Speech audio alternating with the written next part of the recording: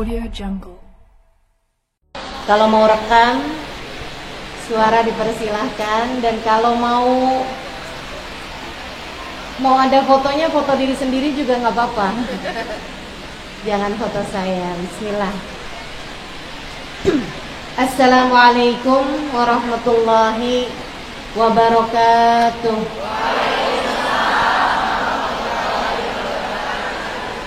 Alhamdulillah. Wassalatu wassalamu ala Rasulillah Muhammad ibn Abdullah wa ala alihi wa sahbihi wa man walah. Subhanaka la ilma lana illa ma 'allamtana innaka antal alimul hakim. Rabbi shrah li sadri wa yassir li amri wahlul 'uqdatan min lisani yafqahu qawli, amma ba'du. Alhamdulillah, sama-sama kita hormati, kita sayangi Ibu Bupati kita, juga Ibu anggota DPRD, dan juga semua ibu-ibu ketua gerakan organisasi wanita, gabungan organisasi wanita GOW, yang semoga semuanya dirahmati, dicintai Allah SWT. Juga tentu saja sama-sama kita hormati segenap ustazah, segenap pimpinan-pimpinan majelis ta'lim, segenap pimpinan-pimpinan pondok pesantren, dan juga semua yang hadir di majelis ini, baik ibu-ibu, kakak-kakak, adik-adik, anak-anak, yang semoga semuanya dirahmati dan dicintai Allah. Semoga semuanya disayangi dan disyafaati Nabi besar Muhammad sallallahu alaihi wasallam, insyaallah. Terutamanya adalah segenap panitia yang telah bersusah payah hingga terselenggaranya acara pada hari ini. Semoga Allah Subhanahu wa taala memberkahi kalian semuanya. Amin. Ini adalah kali pertama saya datang ke Kota Pariaman, Sumatera Barat.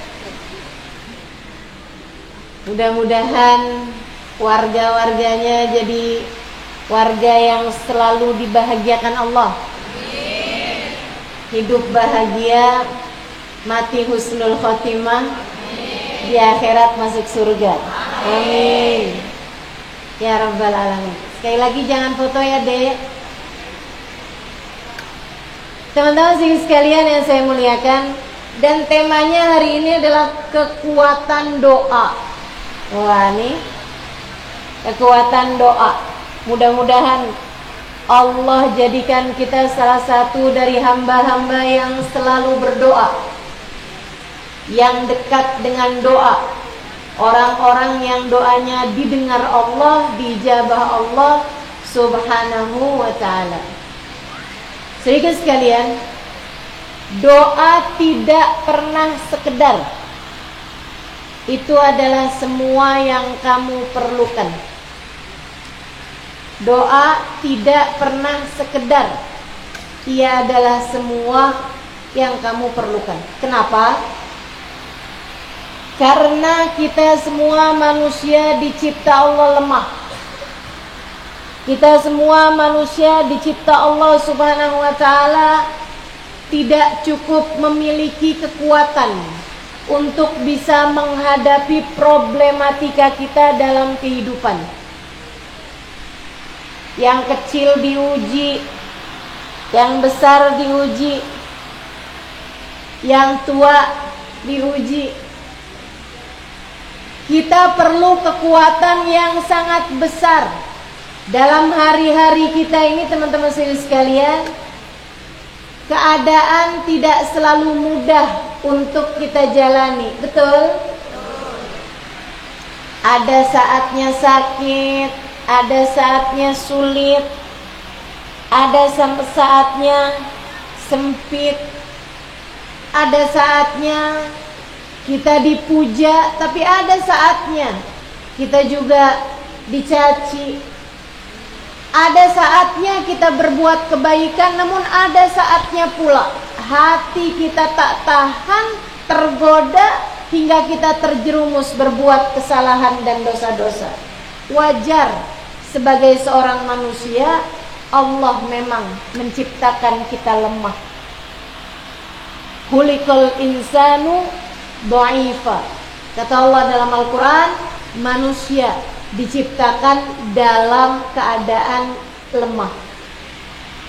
Ada saatnya kita mampu berjalan bahkan berlari. Namun sesekali dalam hidup kita Allah jadikan kita tersungkur, bahkan terkadang sampai jatuh ke tanah. Pada saat-saat seperti itu, ketika kamu lemah semacam itu, Allah Subhanahu wa ta'ala menginginkanmu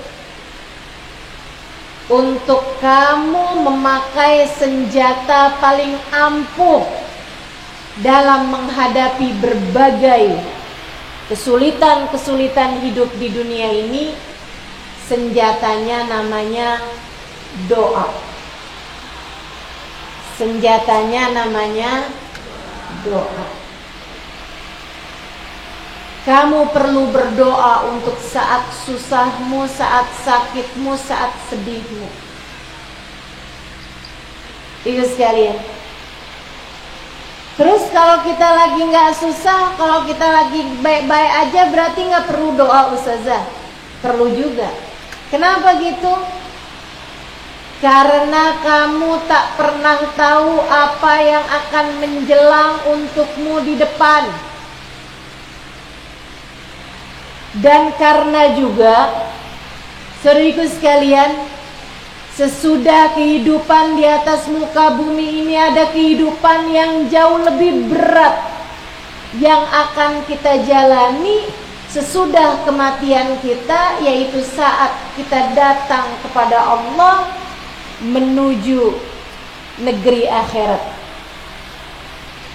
Karenanya kita perlu kekuatan untuk bisa menghadapi saat-saat ke depan. Kita perlu kekuatan untuk saat kita menghadapi sakaratul maut, untuk saat kita menghadapi kematian, untuk saat hari-hari kita dalam alam kubur, untuk saat kita nanti dibangkitkan di padang mahsyar. Kita perlu kekuatan untuk kita menjadi orang-orang yang selamat. Salah satunya Allah kasih senjatanya saat kamu ada di atas muka bumi ini, yaitu dengan doa. Kamu pengen saat matimu gak terlalu sakit, doalah. Kamu kepengen saat ajalmu datang menjemput kamu mati dalam husnul khotimah, berdoalah. Kamu kepengen untuk saat nanti di padang mahsyar Allah menjadikanmu salah satu dari orang-orang yang dinaungi di bawah naungan arsy saat tidak ada naungan selain naungannya, berdoalah. Kamu ingin dihisab dengan hisaban yang mudah, berdoalah.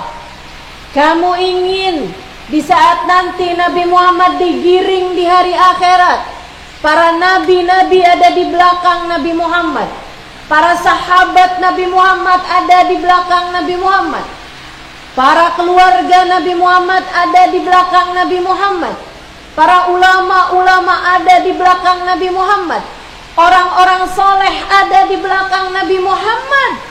Kamu khawatir terhadap hari itu? Adakah saya juga ada dalam rombongan Nabi Muhammad? Kamu ingin itu, berdoalah. Kamu ingin masuk surga tanpa hisab, tanpa azab, Sementara dosa-dosa telah banyak kamu lakukan semasa hidup di atas muka bumi ini, Allah kasih senjatanya, berdoalah. Ibu-ibu saudaraku sekalian yang saya muliakan, bahkan semasa hidup di dunia ini, bukankah kamu mengkhawatirkan nasib anak-anakmu? Bukankah kamu mengkhawatirkan nasib anak cucumu? Bukankah kamu mengkhawatirkan keadaan anak-anakmu? Kamu mengkhawatirkan ibadah mereka, kamu mengkhawatirkan nasib mereka, kamu mengkhawatirkan rezeki mereka, kamu mengkhawatirkan kesehatan mereka. Apa yang dapat kamu lakukan untuk menjaga anak-anakmu, untuk menjaga cucu-cucumu? Jika itu masalahmu, Allah kasih senjatanya, yaitu berdoa. Doain anakmu, doain cucumu, doain orang-orang yang kamu sayangi. Maka karena itu, doa tak pernah sekedar, ia adalah semua yang kita perlukan.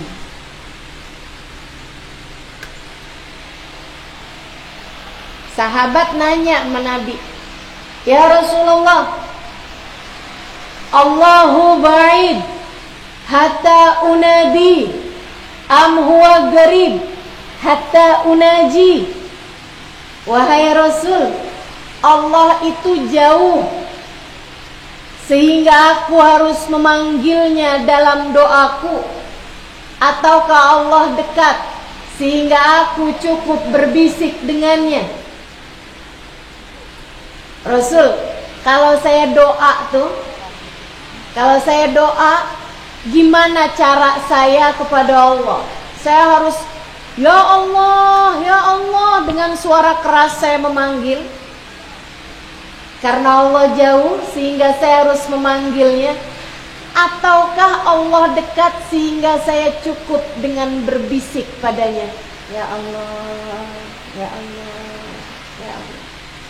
Yang mana satu, wahai Rasulullah? Nabi Muhammad terdiam. Dan sebelum Nabi Muhammad menjawab, Allah Subhanahu wa ta'ala lah yang memberikan jawabannya. Turun firman Allah Subhanahu wa ta'ala, A'udzu billahi minasyaitonir rajim. Wa idza sa'alaka 'ibadi anni fa inni qarib ujibu da'watad da'i idza da'ani falyastajibu li wal yu'minu bi la'allakum tarsyudun. Kata Allah, wa idza sa'alaka ibadi anni, apabila hamba-hambaku bertanya melaluimu, wahai Nabi Muhammad. Makanya memang kalau doa tuh penting buat kita awali doa kita dengan sholawat. Karena Allah tuh bilang apabila orang bertanya kepadamu, melaluimu, wahai Nabi Muhammad, tentang aku, apakah aku jauh ataukah aku dekat? Fa inni qarib, katakan padanya sesungguhnya aku dekat. Sesungguhnya aku dekat. Alhamdulillah. Allah menciptakan miliaran manusia di atas muka bumi ini. Bu, Kak, Dek, Nak. Allah menciptakan miliaran manusia di atas muka bumi ini. Tidak semuanya diizinkan Allah untuk tahu siapa penciptanya. Miliaran manusia Allah Subhanahu wa ta'ala ciptakan di atas muka bumi ini. Tidak semuanya Allah perkenalkan memperkenalkan diri kepada mereka. Allah ciptakan miliaran manusia di atas muka bumi ini. Tidak semuanya diizinkan Allah untuk memanggil-manggil namanya. Kamu salah satu di antara mereka yang diizinkan Allah untuk tahu siapa Tuhannya. Kamu pilihan-pilihan Allah yang dari lahir aja kamu sudah diadzanin oleh ayahmu, disampaikan kepadamu Allahu Akbar, Allahu Akbar, hanya Allah yang maha besar. Asyhadu an la ilaha illallah, sesungguhnya tidak ada Tuhan, aku menyaksikan tidak ada Tuhan selain Allah. Wa asyhadu anna Muhammad Rasulullah, kamu sudah dikasih tahu siapa Rasulmu, siapa utusan Allah kepada kita sekalian, baginda kita Nabi besar Muhammad. Di antara miliaran manusia, tidak semuanya diizinkan Allah untuk memanggil dan meminta kepada pemilik alam semesta. Akan tetapi Allah mengizinkanmu, saudariku sekalian, memperbolehkanmu. Kamu hidup, kamu lemah, tapi tenang. Bersama denganmu ada aku, Zat yang maha kuat. Kamu hidup, aku jadikan kamu tak berdaya. Akan tetapi tenangkan hatimu. Jangan khawatir, jangan gundah, jangan gelisah. Sebab bersama denganmu ada aku, Allah, Zat yang maha perkasa, sumber segala kekuatan. Kamu hanya perlu melakukan satu hal. Panggillah aku, sebutlah namaku. Aku akan memberikan padamu apapun yang kamu mau. Wa idza sa'alaka 'ibadi anni fa inni qarib. Apabila hambaku datang bertanya padamu, wahai Nabi Muhammad, tentang aku, sampaikan pada mereka, sesungguhnya aku sangat dekat. Sesungguhnya aku, Allah, kata Allah, sangat dekat. Saudara sekalian, ini sih bikin gede hati saya sih. Ini bikin hati saya jadi luas gitu. Dalam keadaan apapun, saya tak perlu merasa gelisah. Saya hanya perlu mengingatkan diri sendiri, tenang Halimah, Allah dekat. Tenang Halimah, Allah dekat. Takut dari apa? Kamu hidup di atas muka bumi ini, jika pemilik segalanya bersama denganmu.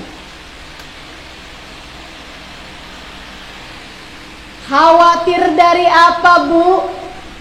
Kamu hidup di atas muka bumi ini, jika sang pemilik segala sesuatu bersama denganmu. Khawatir dari apa? Nak, khawatir gak dapat rezeki? Gak perlu. Pemilik seluruh rezeki di atas muka bumi ini bersama denganmu. Tak perlu kamu merasa ketakutan. Tak perlu kamu merasa gelisah. Tak perlu kamu galau. Tak perlu khawatir terhadap apapun. Sebab pemilik alam semesta telah berkata kepada kita lewat lisan baginda Nabi besar Muhammad, fa inni qarib, sesungguhnya aku dekat denganmu.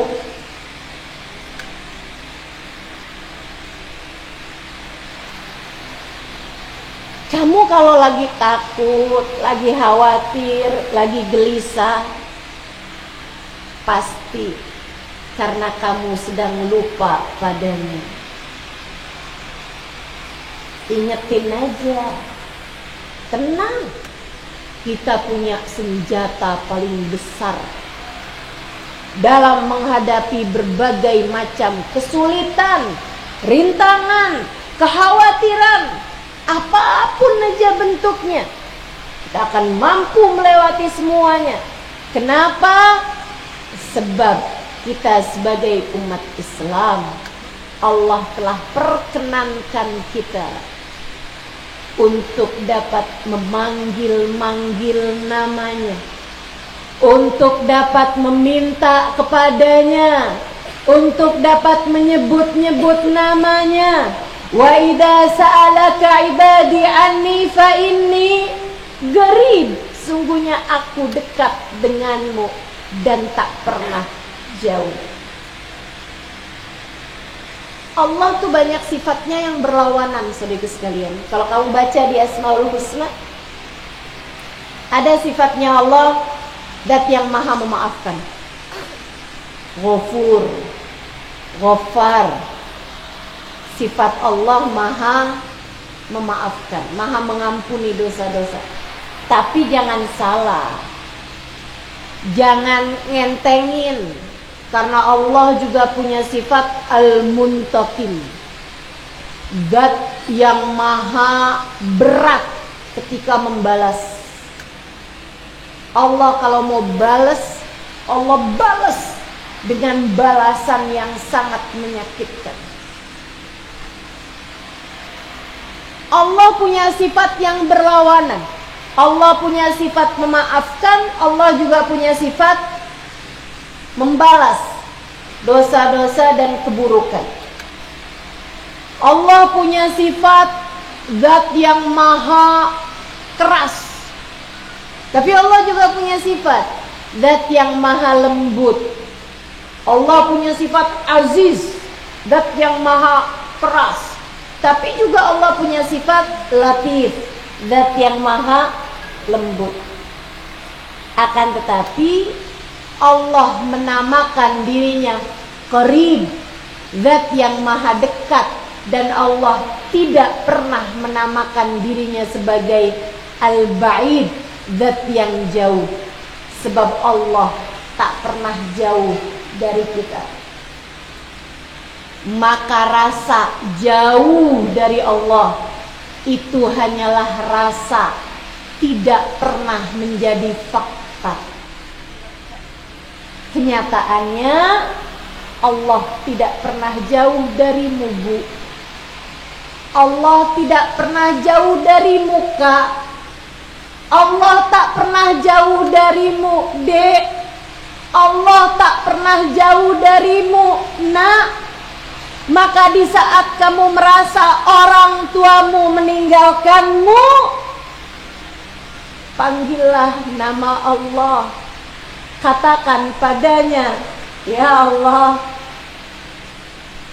bapak saya yang seharusnya bertanggung jawab pada saya, anaknya, dia meninggalkan saya. Ya Allah, akan tetapi Engkau adalah zat yang selalu dekat denganku.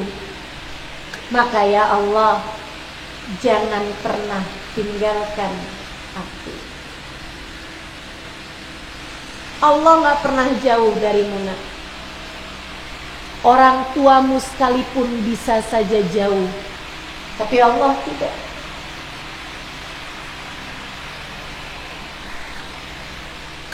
Para istri, bisa jadi suamimu meninggalkanmu, bisa jadi suamimu jauh darimu, tapi Allah tidak pernah jauh. Kalau suami jauh, itu bisa fakta, bisa rasa. Bisa saja kamu merasa Sepertinya suami saya walaupun kami satu rumah, tapi dia jauh dari saya. Bukan begitu? Suami jauh, bisa kamu merasa jauh, bisa juga faktanya, kenyataannya suami memang jauh. Akan tetapi Allah, ketika kamu merasa saya jauh dari Allah, itu rasa kamu merasa kamu jauh dari Allah. Faktanya, kenyataannya, Allah tak pernah jauh dari. A'udzu billahi minasyaitonir rajim. Wa nahnu aqrabu ilaihi min hablil warid. Wa nahnu aqrabu ilaihi min hablil warid. Dan aku Allah lebih dekat dengan seorang hamba daripada dia dengan urat nadinya sendiri.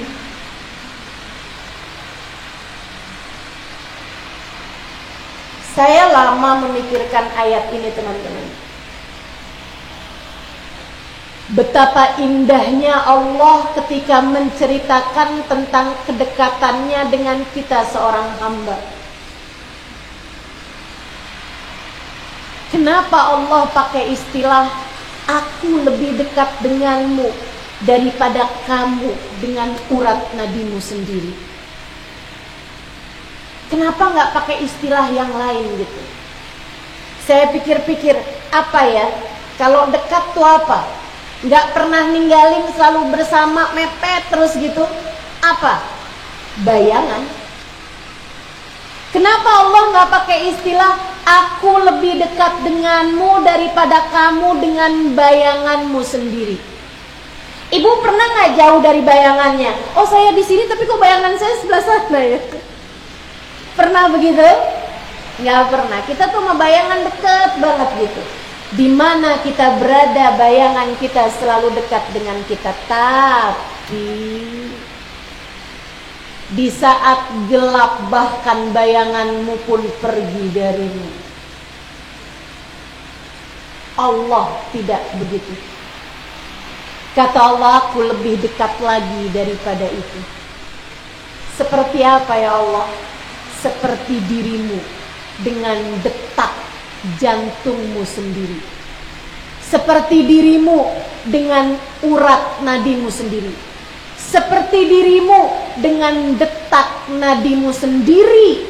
Kamu begitu dekat. Nyatanya kamu sangat dekat. Hidupmu adalah urat nadi yang terus berdetak dari dalam dirimu itu. Ketika kamu terpisah dari detak nadimu, kamu mati. Sama halnya denganmu, kamu akan selalu bersamaku selama kamu hidup. Saudariku sekalian yang saya muliakan,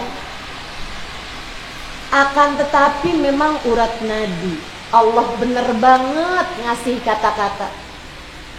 Siapa di antara kita yang selalu teringat urat nadinya? Kita suka lupa. Dari dekatnya sampai nggak sadar. Bukan begitu? Allah juga seperti itu. Dari dekatnya kita seringkali tidak terasa, seringkali kita tidak menyadarinya.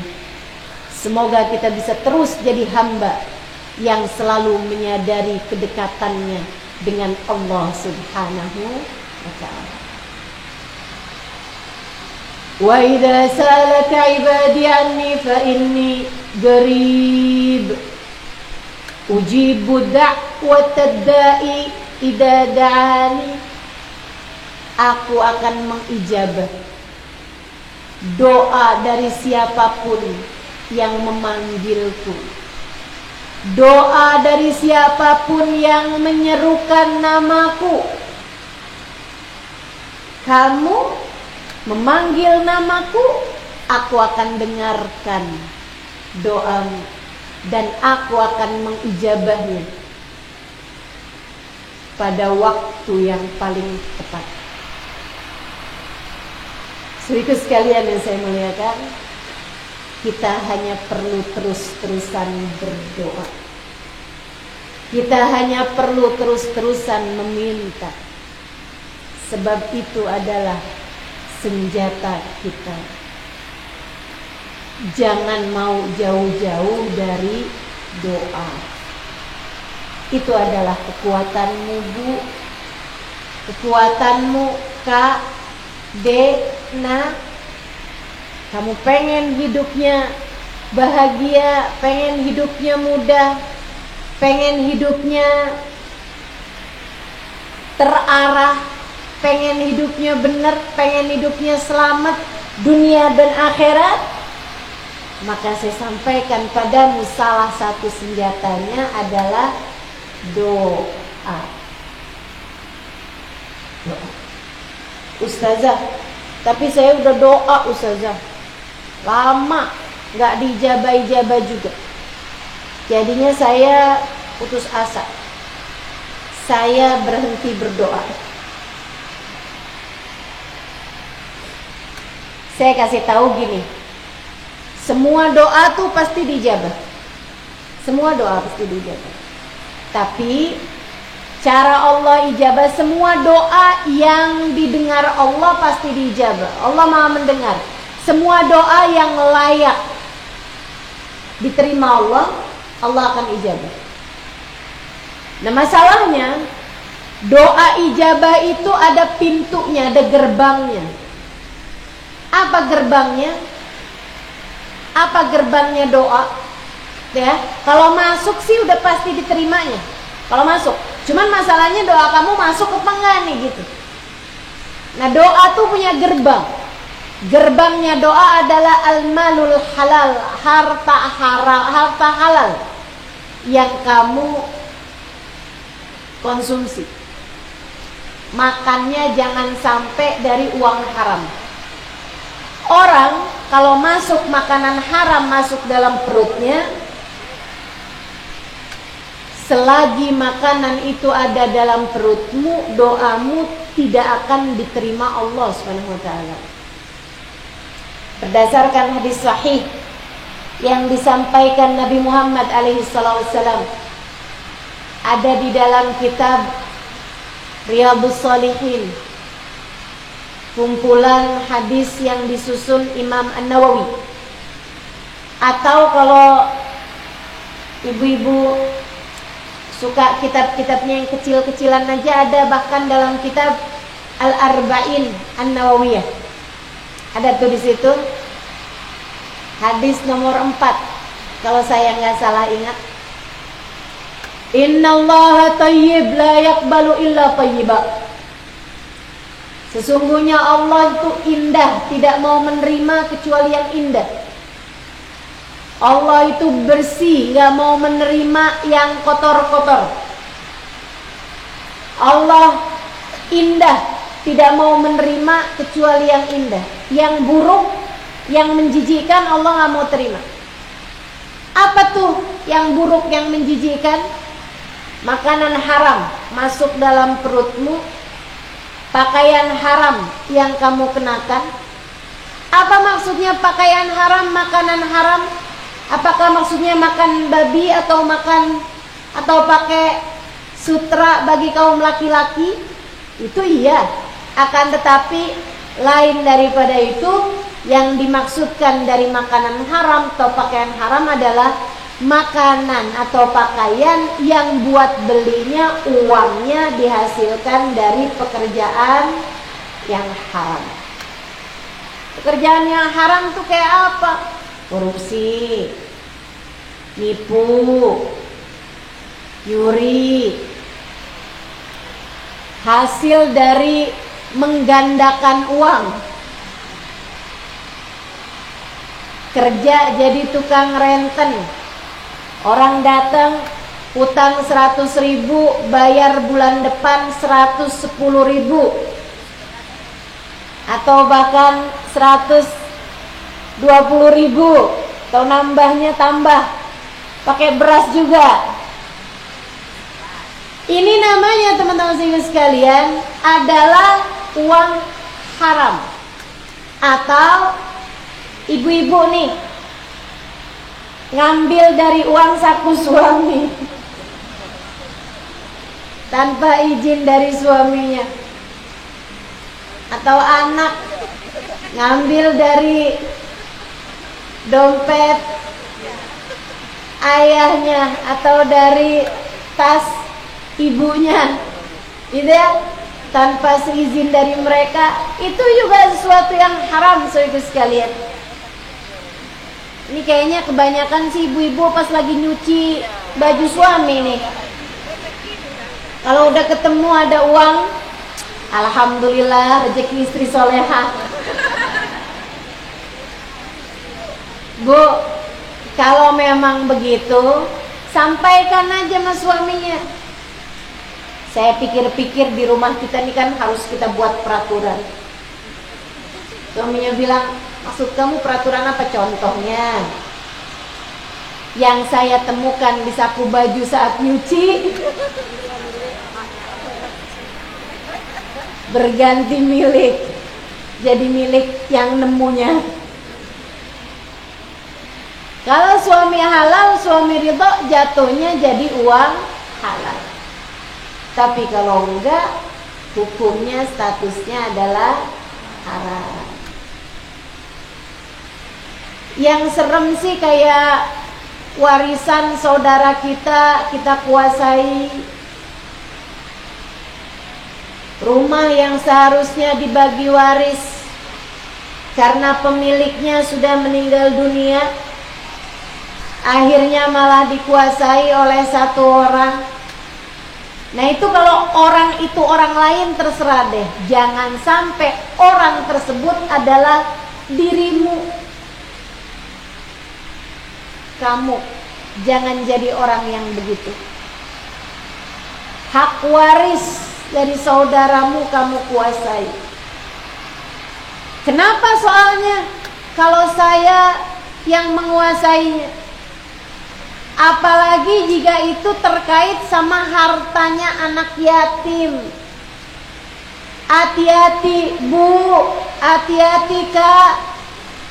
Jangan sampai haknya anak yatim kamu menguasainya, kamu makan darinya. Na'udzubillah min dzalik. Allah mengancamkan itu dalam Al-Qur'an. A'udzubillahi minasyaitonir rajim. Alladzina ya'kuluna amwalal yatama zulman innama ya'kuluna fi butunihim nara wa sayaslawna sa'ira. Sesungguhnya orang yang berani-beraninya makan harta anak yatim, ia sebenarnya sedang makan api. Dia masukkan ke dalam perutnya, dan kelak di hari akhirat Allah akan sungguh-sungguh memasukkannya ke dalam api neraka jahanam.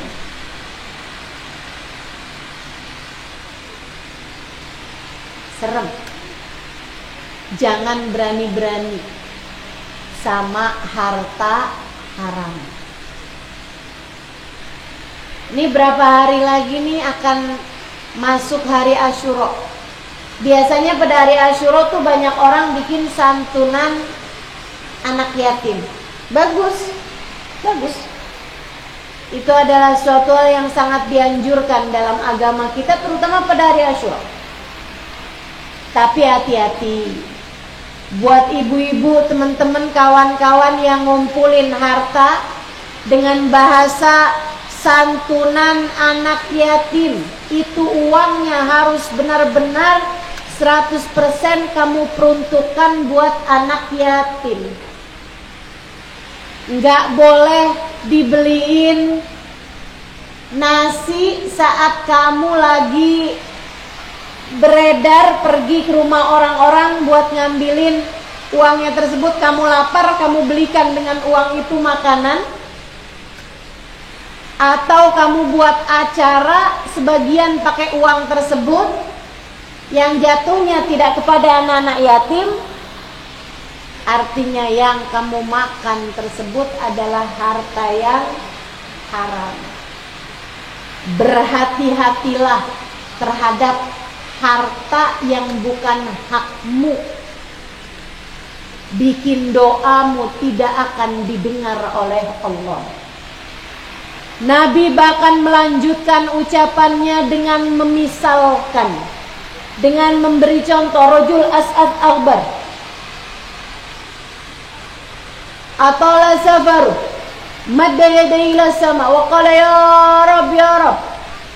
Kata Nabi, ada seseorang yang lusuh, dekil bajunya, lapar keadaannya, terlihat tidak bersih, tidak terawat. Yutilu safar, sudah panjang perjalanannya. Nabi menceritakan beberapa sebab mustajabnya doa. Doa dari orang musafir mustajab. Doa dari orang lapar, keadaannya susah, mustajab. Doa dari orang yang keadaannya kusut gitu lebih mustajab. Sehingga sekalian, dia mengangkat tangannya, itu juga salah satu penyebab doa mustajab. Kita kalau doa sunnah buat angkat tangan. Innallaha astaha min abdin madda yadayhi ilallah an yarudduhu ma khaiba. Kata Nabi Muhammad, Allah SWT malu kalau melihat seorang hamba mengangkat tangannya meminta kepada Allah. Allah malu untuk mengembalikan tangan tersebut dalam keadaan sia-sia. Beberapa sebab mustajabnya doa doa diijabah disebutkan oleh Nabi Muhammad. Tapi kata Nabi Muhammad, mat'amuhu haram. Makanan yang dia makan tuh dia beli pakai uang haram. Malbasuhu haram. Pakaian yang dia kenakan itu belinya pakai uang haram. Wa ghudhiya bil haram. Konsumsinya, minumnya dan lain sebagainya pakai barang haram. Sepatunya, tasnya dia beli pakai uang haram. Fa anna yustajabalah. Doanya tidak akan mungkin dijabah oleh Allah. Maka kalau kamu ingin hidupmu selamat, berhasil, sukses dunia akhirat, kamu dan seluruh keluargamu, kamu harus bersenjata dengan senjata besar, yaitu doa. Akan tetapi ingatlah, doa ada gerbangnya. Untuk bisa masuk dan diterima di dalamnya, gerbangnya doa adalah harta halal, adalah uang halal. Maka kalau ingin doamu mustajab, jangan pernah tertarik sama yang haram. Dengar Bu, diamalkan insya Allah. Bilang sama suaminya, gak apa-apa kok kita hidup sederhana, akan tetapi kita ingin hidup terus-terusan dalam keadaan yang berkah. Maka jangan pernah berani-berani mencari yang haram-haram di luaran sana.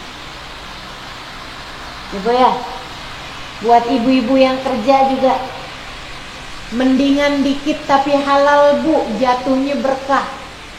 Cukup aja daripada banyak tapi haram. Ibu-ibu sekalian, sebab walaupun banyak, kalau haram nggak akan pernah cukup. Maka ibu lihat ada orang kaya, akan tetapi hidupnya nggak ada seneng-senengnya. Kenapa tuh? Karena hartanya bukan dari harta yang halal.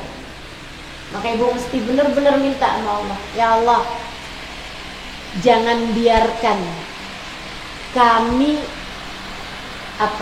tenggelam.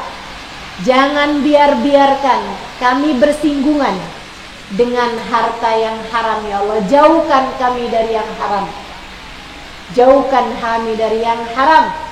Jauhkan kami dari orang-orang yang punya harta haram, agar kami tidak ikut serta memakan atau menikmati sesuatu yang haram, menjadikan doa kami tidak akan Engkau dengar. Doa pasti diijabah selagi masuk dan diterima Allah.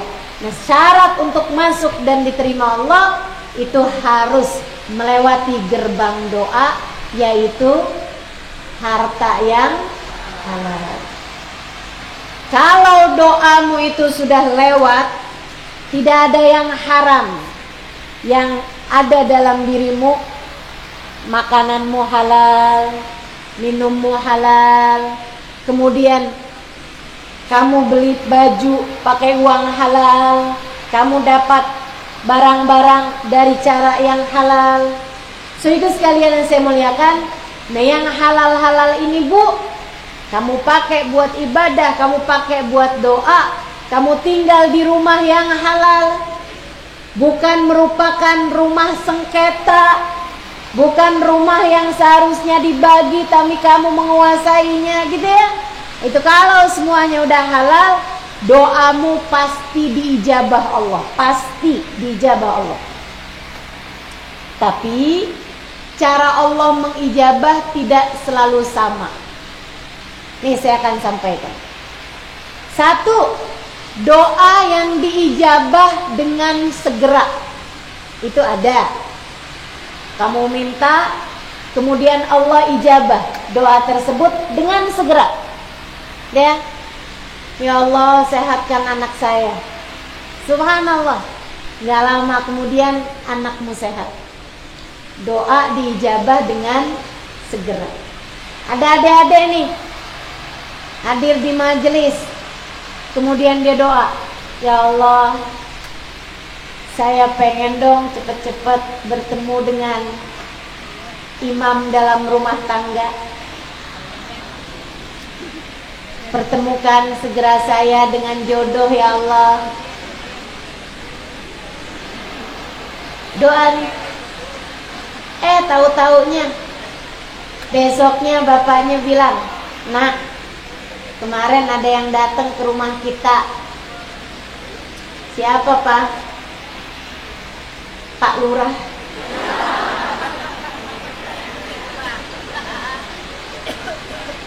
Sama anak laki-lakinya. Bukan Pak Lurahnya, bukan. Saya nggak tega membayangkanmu dimarahin Bu Lurah. Anaknya Pak Lurah ya. Dia melamar Muna. Subhanallah, doa diijabah dalam waktu yang cepat, segera. Ya, ada yang begitu. Masya Allah. Mudah-mudahan doa-doa kita diijabah dalam waktu yang segera. Tapi terkadang kamu juga pengen doamu diijabah tapi nggak segera. Saya yakin itu. Misalnya, kamu berdoa, ya Allah, masukkan saya ke dalam surgamu. Mau nggak segera? Ya Allah, matikan saya dalam husnul khotimah. Mau nggak segera? Kita kepengennya masih ya, tar aja dah gitu ya. Tapi kalau datang ajal kami, ya Allah, matikan kami dalam husnul khotimah. Akan begitu. Jadi itu juga ada doa yang memang diijabah Allah dengan segera. Ada doa yang diijabah tapi tidak segera. Allah memberikannya pada waktu yang paling tepat. Maka misalnya kamu doa, ya Allah, pertemukanlah saya dengan jodoh saya ya Allah. Saya sudah bosan menjomblo. Saya kepengen ya Allah, kalau bulan Ramadan bisa melaksanakan hadis Nabi, berbukalah dengan yang manis.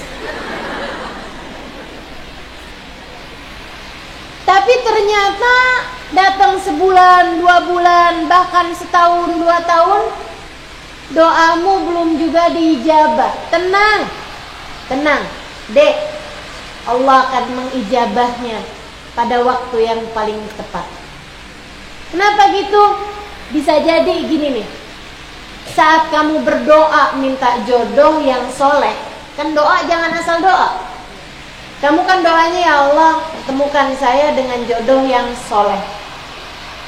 Nah, sementara waktu itu jodohmu yang sudah dipersiapkan oleh Allah belum soleh. Sehingga ketika kamu berdoa, Allah kemudian memberi hidayah kepada calon jodohmu tersebut, sehingga dia pun mulai berubah menjadi orang soleh. Nah, orang soleh kan gak langsung soleh. Taubat sekarang terus langsung jadi soleh. Soleh itu karakter, saudara sekalian. Karakter itu dibangun sesudah kebiasaan.